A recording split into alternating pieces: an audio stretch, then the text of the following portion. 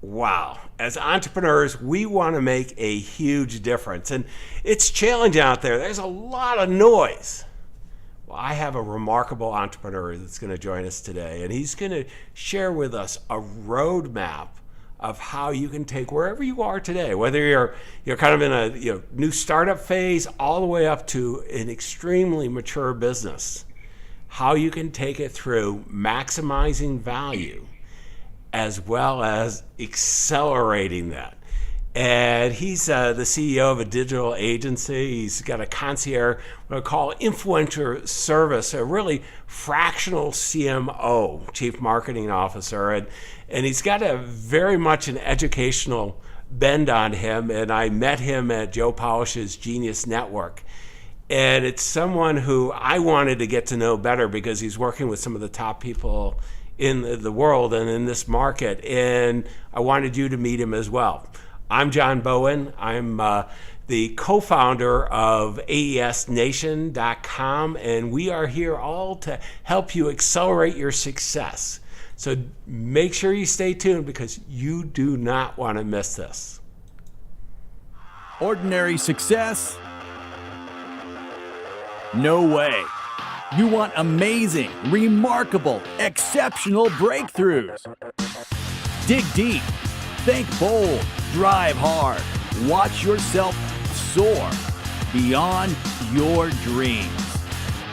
AESNation.com. I am so excited to be with you today. We met at Joe Polish's office. You're helping a bunch of the top guys there, and you told me what you were doing. I go, I got to know what this is because you're making a big difference. So thank you, first of all, for joining us on our with our audience here. Thanks, John. Thank you for having me on the show. I'm really excited to connect with you. Yeah, no, it's great. And we had a chance, before we turned our cameras, we were visiting and so much alignment. Because one of the things I love is big data and all the different things you can do. And when you have a roadmap and data and an influencer, life's easy. Well, maybe not easy, but it's certainly there's a clear path to success. And you're really good at working with all of those. And what I want to do before we do that, Eddie, is give me a little bit of background. How did you get to where you are? Helping fellow entrepreneurs like this. Yeah, no problem. I'm from Chennai, India. That's where I grew up, and that's where I got my undergraduate education. So I come from a computer science, information technology background. And my first job out of college was in the telecom industry, and doing big data analysis for them on customer emotions. So I've always been inclined to marketing. I just didn't know it. So I came to the US to get my master's a little while after that. And here I met a venture capitalist / professor who had a roadmap. And then I fell in love with the roadmap. I wanted to monetize and commercialize the roadmap, just like a company called Strategizer. I don't know if any of you have heard of them. They created a tool called Business Model Canvas. And soon after, I had no idea how to do anything. So I had to actually follow the map and go from AHA to exit.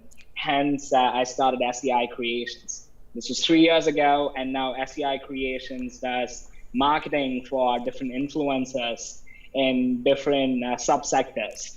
And like John said in the introduction, we give a concierge CMO service. And we help people work both in and on the business and grow them and get new audience digitally. So it's been a long road, but it's interesting. No, it really is. And one of the things I thought, to kind of start out, it's a little bit different than I would normally do podcasts, and particularly for those of you who are listening, in a car or in a gym, don't stop to try to get on the video part, but we're going to go ahead and we're going to put up the roadmap and we're going to kind of walk through it together. You can always go, and I'll point to it if you're with me, AESNation.com. Anything Eddie and I go ahead and talk about, you'll be able to download or have the links to and so on. So it'll be there for you.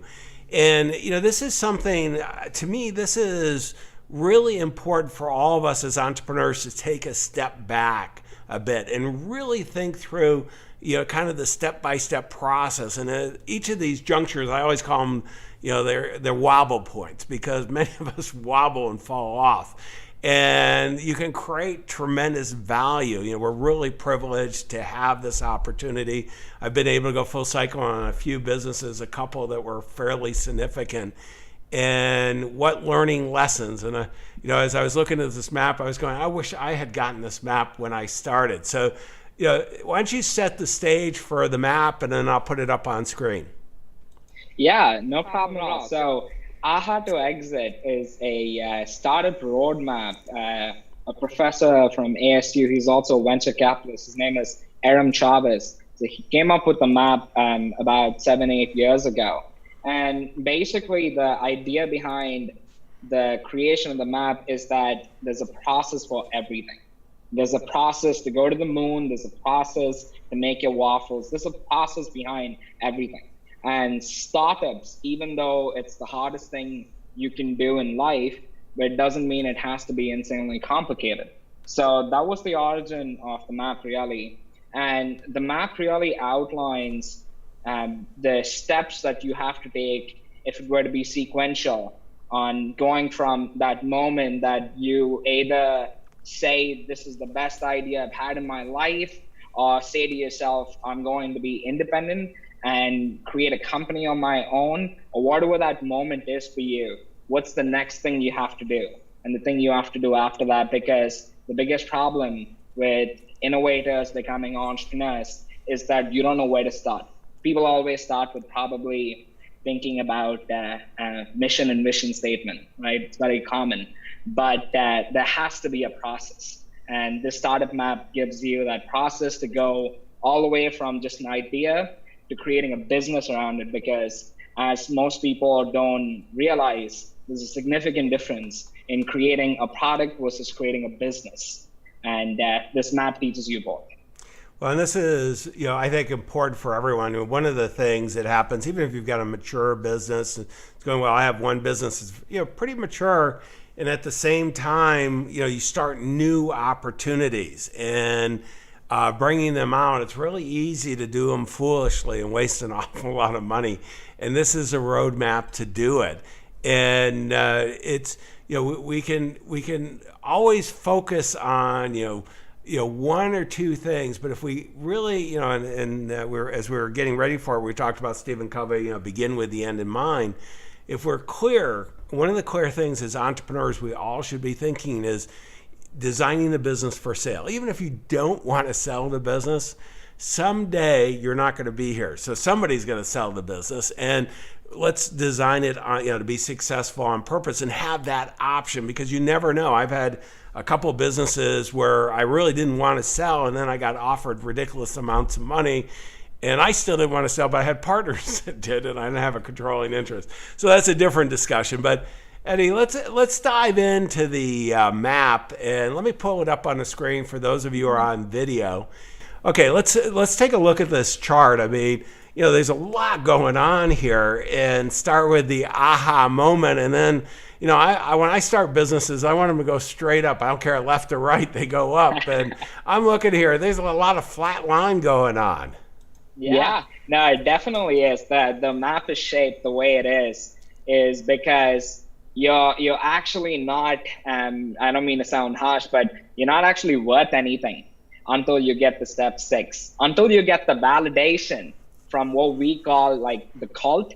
The cult refers to the influential experts, the people who reject mediocrity and only accept superiority in your niche. Until those people give you the seal of approval and say you're something real, you're not really worth anything. So, I like the term validated learning, and tell me how that's kind of bringing, you're right at that point between 4 and 5, and you're going ahead and you're seeing, this opportunity, you're getting all the kind of the standard stuff in.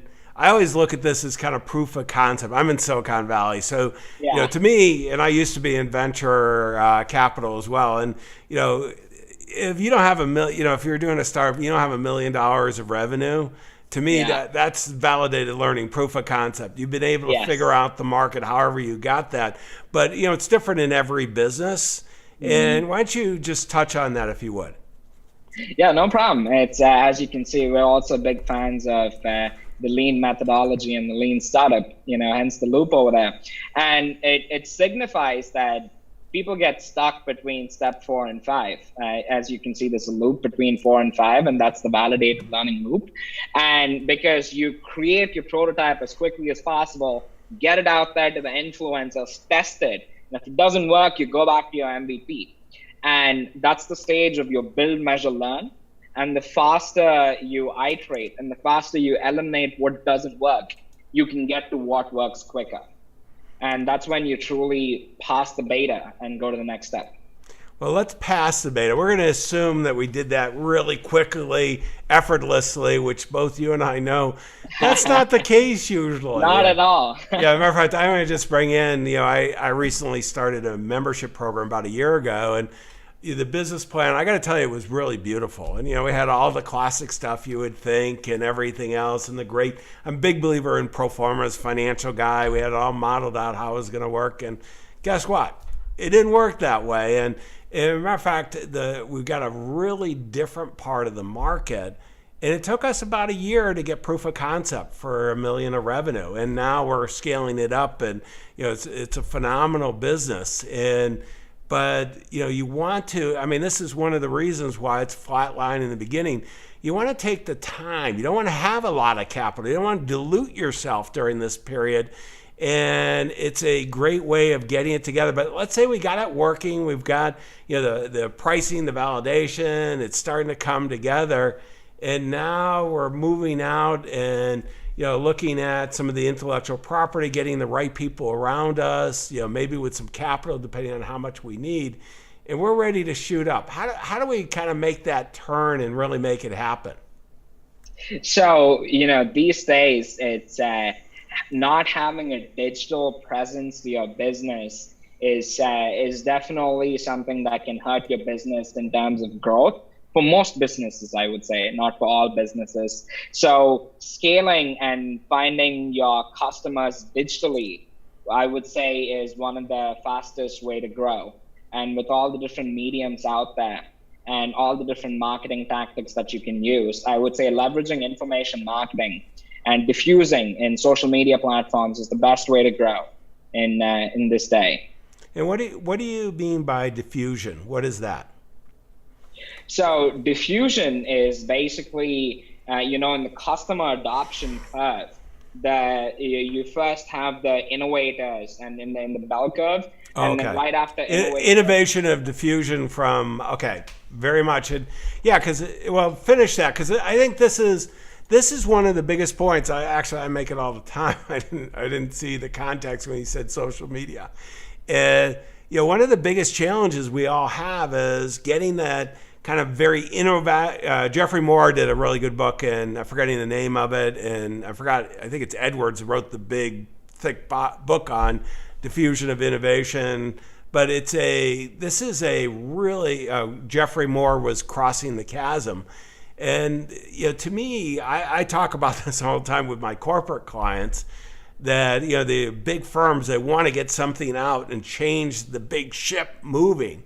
Well, you don't need to get 100% adoption. You got to get 5%, which is kind of usually the number for the innovators, and then the early adopters. If we can get that 20%, that should be our goal. Because once we got that, and Jeffrey Moore calls it crossing the chasm, the rest, you've got a commanding presence. So that's really powerful. How do you use that? As I'm looking at the chart here, you're kind of accelerating out, getting those early adapters, using some of the tools of guerrilla marketing to make it to through to the hard launch and that big party you're going to have here. Yeah, just a quick story. Our mascot's actually a pug, because our logo. Is this him here? yeah, that's our pug. And if you notice our logo, it's a unicorn. And as someone from Silicon Valley, you should know what that means, the $1 billion startup. And what we say is that, everyone wants to be a unicorn, but in all reality, you're just a pug. And pug is abbreviation for pursuing unicorn greatness. Yeah, And that's our little story over there, because it's when you start off, everyone wants to be, a $1 billion company, but you're just a ugly little pug. Yeah. And trying to make it out. And some more uglier than not. But let's continue the journey here. So as we go up and we make it through the hard launch, and all of a sudden we're starting to pull some things together here that can accelerate the growth. What are we talking about here? So basically, when it comes to your business and on the business operational efficiencies that you need to have to scale, really only kicks in after you are getting your early adopters. Like, there's no need to go into Six Sigma and high levels of operational efficiencies when you're still in your validation stage. Mm-hmm. So PQM signifies the operational quality assurance and the best Lean Six Sigma practices that you need to deploy in order to grow from there. Because all this time, it's okay if there were operational inefficiencies, still getting early adopters, but now it comes a time where you need to capture those inefficiencies in order to grow. So that's what step 7 signifies. Well, and one of the things where it comes to me, and this is something that's been very important, I'm a big believer in collaboration, strategic partnerships, and so on. And trying to form a partnership before you know what the heck the market's going to do is just wasted. It's hard, particularly.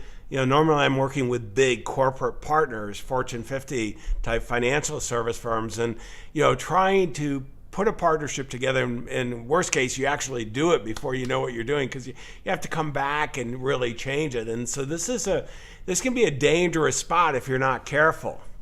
Yeah, actually, all of them can be, I guess. You can fall off anywhere. Okay, well, let's continue the journey. So we're now, as I'm looking up, and we're really starting to leverage and scale. And, I love, it's feeling like we're really getting there. How's that coming together? Yeah, so, leverage and scale is where, like you said, you need to start thinking about partnerships. And because growing your company just by yourself without any partnerships is not the smartest way. And successful entrepreneurs definitely know that by creating more win-wins, it's faster to leverage those and get another win-win and grow. So this is that place where you have all the operational efficiencies now, but how are you getting ready to exit and harvest? This is where you start preparing by having the right partnerships and by making sure that they are being leveraged to get you to your exit and harvest.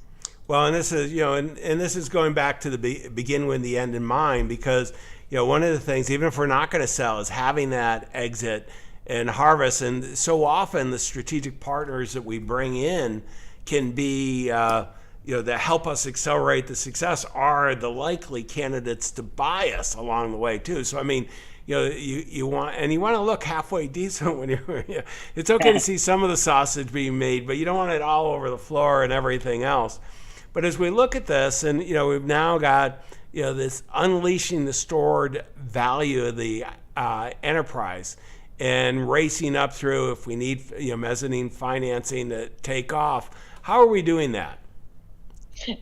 So with when it comes to that step, it's you don't have to sell, right? So selling is just like one exit, because you can decide that you're going to grow this company and start eating other companies. So you can reinvest to scale. You can reinvest to innovate. You can reinvest to merge with another company, and that could be part of your strategy. Or if you are going to exit, let's say, and harvest it, so it can be a place where you can plan your succession plan. So maybe you want to find another CEO and take a board seat and harvest out of that company. So that's a very crucial stage where you get to decide, really what type of a business person you're going to be. Either this company can go under a parent company and you go into mergers and acquisitions, like what me and a lot of people are trying to do. Or you can reinvest and grow the same company. Maybe you want to launch a SaaS that can help you grow. So that's a really crucial point, and I would say that's the point which defines the type of business person you are. And the choices you make there can be very critical. Well, and I think one of the big things from my perspective is I've done this along the way is when you get to this, to me, what's so often, you want to be able to do it if you can get the organic systems growing and you're really having some success, then the opportunities go up like crazy, because as we look at the chart, we can scale to exit. If you're a fast growing company, and particularly if you're digital, largely the margins are phenomenal. And you got a lot of choices, and you can, continue to scale. But the other is you can, if you're an attractive date, meaning that you've got, you're a really good business, you can control your own destiny by potentially acquiring other companies, and you've got a good currency because you've got a fast growing business, or, certainly on the other side, be acquired. So having all this flexibility is great. And, Eddie, you're building your own businesses, doing this, and you're helping other entrepreneurs. Where are you seeing the biggest challenges as you bring in the digital agency part, the, fractional CMO, the, concierge influencing services? Where are people, your fellow entrepreneurs, kind of not really seeing the big picture or the big opportunity? In a few different areas, I think that a lot of fellow entrepreneurs, they've fallen into this trap of getting quick money by launching shit online, and you're doing a quick cash grab, and they don't focus too much on building the team. So I think that's one place where a lot of my fellow entrepreneurs fall short, is focusing a lot on building the team. Because if you have a fulfillment center, if you have a team, if you have a bunch of knowledge workers who are ready to follow you, you have the ability to pivot. If the idea goes bad, you have the people that will help you with another idea. So that's number one. I see a lot of entrepreneurs not building the team.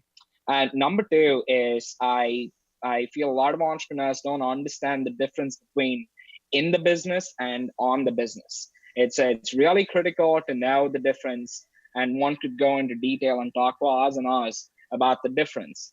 But that's critical, and I see a lot of people not learning that. Number three, I think that a lot of my fellow entrepreneurs are not educating themselves with digital marketing. Without knowing digital marketing, it's going to be hard. Life is going to be hard, and you're going to rely on someone else to take you out there and get diffusion. So if you're a smart entrepreneur, build yourself a marketing company, and then you can be launching a number of ideas online, and you can do it yourself. So it's very important to do it first and know how it works. So I would say these are like the top three that people fall short on. These are great. And let's go to, I want to go one at a time on each of them. We've got a business, we're really making it work, and you see it, I see it. I'm in, I think, 4 mastermind groups now. I spend well over $100,000 a year to be in mastermind groups with CEOs. We've studied tens of thousands of entrepreneurs in our research company, aesnation.com. And what we see over and over again is, they don't build the team right. Either they don't have the right team members, or they wait too long and they miss out on an opportunity. What are you seeing the most successful ones do from your perspective? The most successful ones are definitely the ones who can help you grow the value of your business, not just doing things right inside your company. So those are the ones that you really want to keep. The ones, it's not about a person in your company having the best abilities in Facebook marketing. You need leaders who will help with you, because you can't do it alone. You won't be. So it's important that you keep the people who have those leadership skills that can bring other people up and bring the value of your company up, most importantly. So that's the difference between just another employee in your company and getting a leader. But to me, it's so important, because if you want to have, as our fellow entrepreneurs, if you want to have a high quality of life, you need a great team. Nothing great is ever accomplished by one individual, as talented as you are, and having a great team gives you all kinds of flexibility. when we're talking about the first time I heard it in the business or on the business was Michael Gerber or E-Myth. And so I'll give him credit. I think Michael is just a phenomenal powerhouse in this. And one of the things, we look at this, all of this here on the chart is on the business, is thinking through that process and beginning with the end in mind. And so often, we get caught up. I mean, all of us. I mean, I don't know what your experience is, but it's so easy, the day-to-day stuff, that we're in the business, we're in the trenches, we're trying to keep our head above water, and all the different demands from the different sides, and we miss that on the business side. 100%. It's important to realize that building a great product is one thing, but building a great business is a completely different thing. Building a great business is something that would scale in multiple ways and without you. So making sure that we keep that, just the differentiation of in the business and on the business. I feel when our fellow entrepreneurs know that and remind themselves, and because first step is to just become self-aware, right? So it's a big win if you can just classify in your head when you're doing stuff every day. Am I working in the business or on the business? The more self-aware you get, the more you'll start working on the business and thinking, rather than just solving this today, why don't I solve this problem and think of how to not have that in the upcoming days, months, year? How do we have to put a person in place, a system in place? You need to think, how do you solve the bigger issue? And that's thinking on the business. And where you're going to go with your business, that's on the business. So I think just starting with that self-awareness, and if you can classify in your everyday, in the business and on the business, and be self-aware on how much time you're spending on what, great start. Yeah, it really is. And I want to finish up on digital marketing, because this is something that's near and dear to my heart. I mean, I grew up in relationship marketing in the financial services industry. I didn't do anything really significantly digital. We built some software companies and all that, but they were in the financial side, and really didn't do digital until probably started turning, the early 2000s, and didn't get real serious until 2008, 2009. As a downturn, I had to reach out to different people that I no longer could do through the relationship side. And I was blown away with the power of digital marketing, and particularly, the ability to test ideas and concepts for almost no money. What are you seeing, fellow entrepreneurs who are, have a proven concept, they're ready to accelerate their success? How are they making, creating that big win using digital marketing? Yeah, absolutely. So, by leveraging information marketing techniques that all these influencers out there like Russell Brunson, Ryan Dice, Ryan Levesque, Frank Kern, Alex Mondozzi, and all of these experts and gurus, the techniques that they teach is just a storytelling technique. It's about how to get people to make decisions online. And when you understand the core, and information marketers who are really leveraging this power to get their products out there seem to understand that it's just creating the funnel to help people make the decision just to go to the next step and to go to the next step. And when people understand this, and when they understand the beginning, the top of the funnel to nurture stage, always there's only awareness, engagement, conversion, and nurture. And when fellow entrepreneurs, the second they realize this, and when they know that now they can take information and wrap it around their product or service and splinter them and sell them in multiple ways, life becomes easy if you start doing it right. Like Russell Brunson says, you're one funnel away. And it's true. It really is. You're only one funnel away. Well, and it's, and this is where I think so many of us as entrepreneurs, I've made this mistake where, we get first into digital marketing. We think, okay, let's just send out our offer.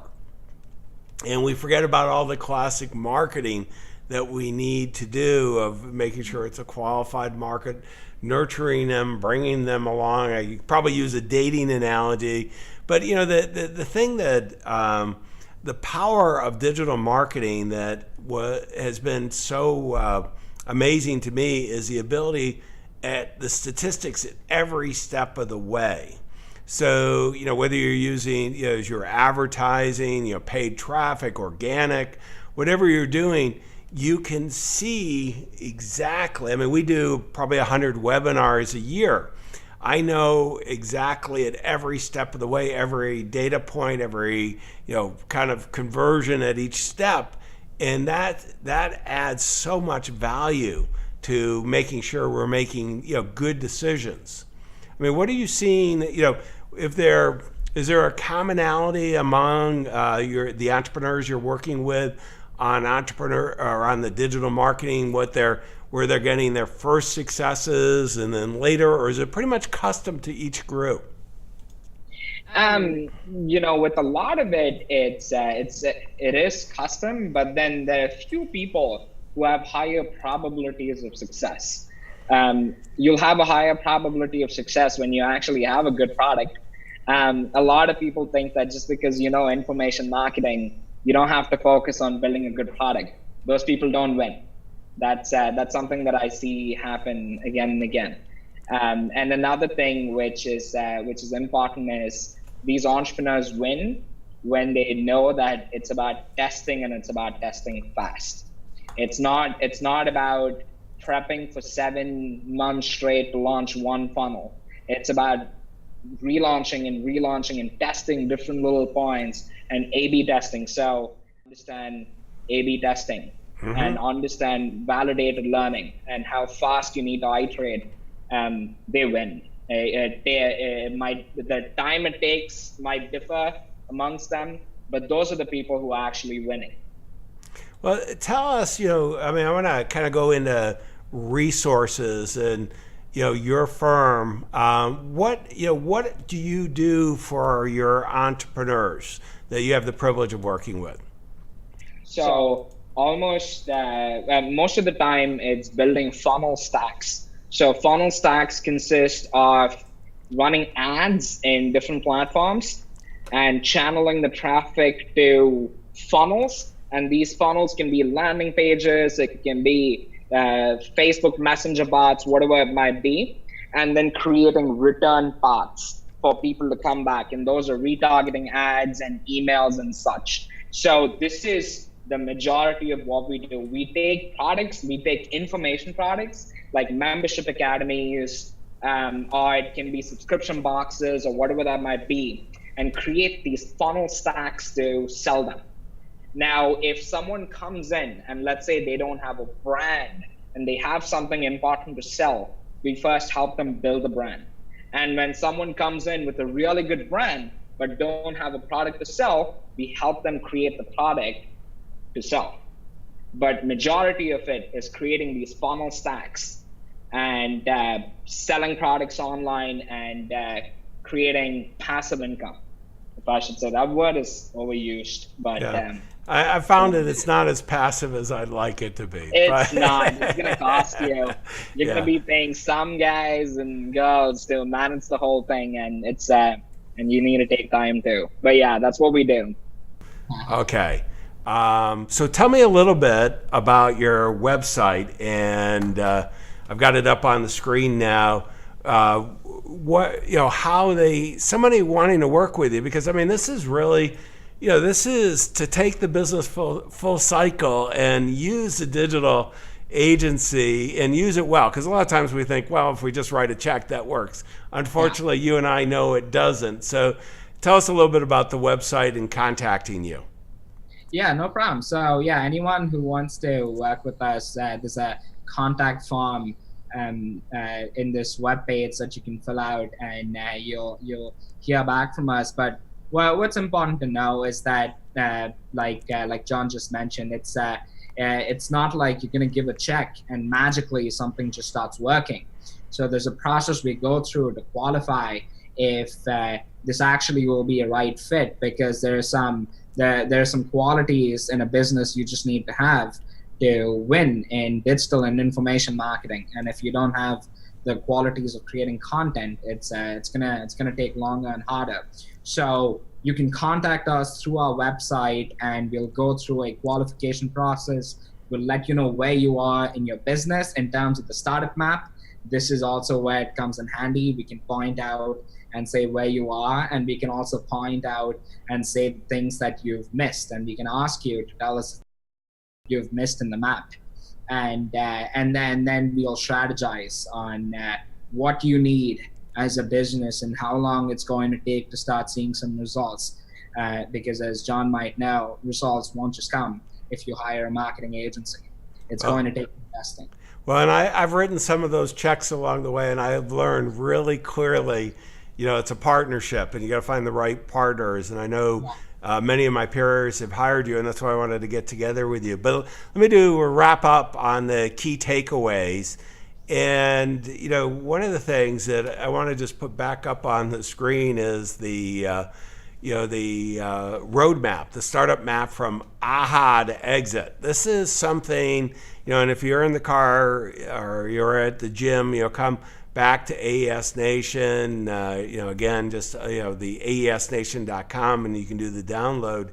But one of the things, it goes back to what Stephen Covey says, and we all know, but we don't do, is begin with the end in mind and have a roadmap. And one of the things we know is this doesn't show enough bumps along the way. There's going to be plenty of challenges along the way we've got to be ready for. And really spend some time thinking about where you are now and where you want to go. What's that ultimate outcome that you're moving toward? And it's okay to change it along the way. And then really 3 big lessons that were shared that I think are so important is building a team. Jim Collins talks about getting the right people on the bus. You've got to check the bus every once in a while. First, make sure you got the roadmap that you're pointed in the right direction. And then do you have the right team at that time? Both internally, your employees, as well as externally, your contractors, your vendors, your strategic partners to get you there. And then, again, make time. I even put it in my calendar every day to make that difference between in the business and on the business. I've got an hour and a half that I just do nothing but on the business. And it's really paid, huge dividends for me. And, bringing the team together, have very strategic ways of doing it. And then digital marketing, there's so much. I know we all get frustrated that, as we do it, we try new initiatives and we want it to work, it doesn't work. That persistency, testing, particularly in low dollar amounts, and really making it all come together. So, great lessons, make it happen.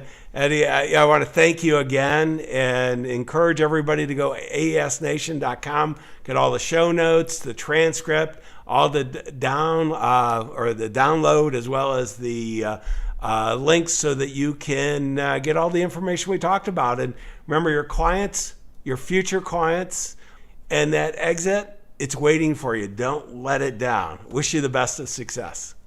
Awesome. Thanks, John. Exceptional, remarkable breakthroughs. aesnation.com